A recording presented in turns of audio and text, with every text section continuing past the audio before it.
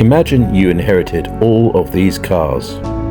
You can only keep one for the next 20 years, which will still be wanted in the future. Most people assume classic car value just comes from age, but that's not the whole story. Some of the rarest cars struggle because the buyer pool is tiny. Meanwhile, younger classics are capturing a whole new generation. This Wolsey is priceless historically, built when cars were still experimental. But it's only a tiny niche. Only a few collectors can afford, even fewer will drive one. It's rolling history, but not necessarily a future market star. Cars built before 1905 can be worth double the same cars built just a few weeks later, all because they're eligible for the London to Brighton run. That's a quirk of this particular market.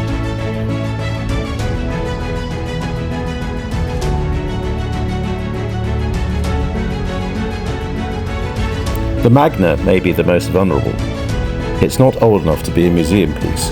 It's not modern enough for a daily drive. And it's not nostalgic enough for a younger crowd. Its market is shrinking.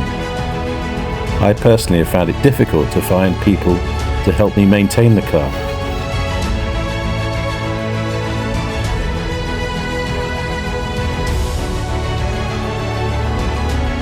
But for me, personally, she's an absolute joy.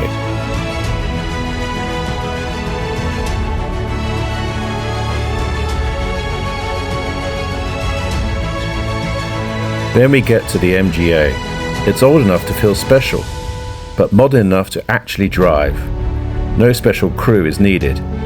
People still buy experiences, and the MGA delivers.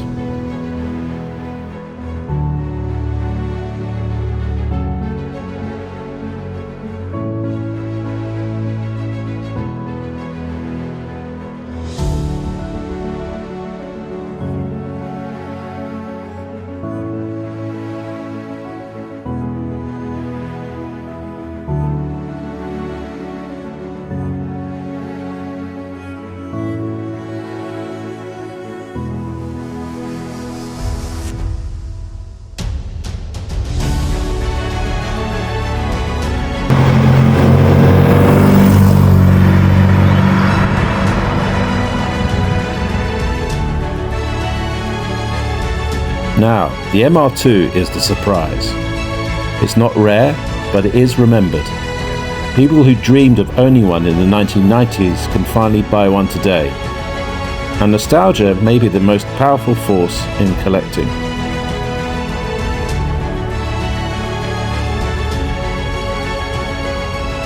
But there's another force: regulation. As electric vehicles become the norm, petrol classics become more special. Driving analog cars may be an event, a unique experience. It could make them even more desirable.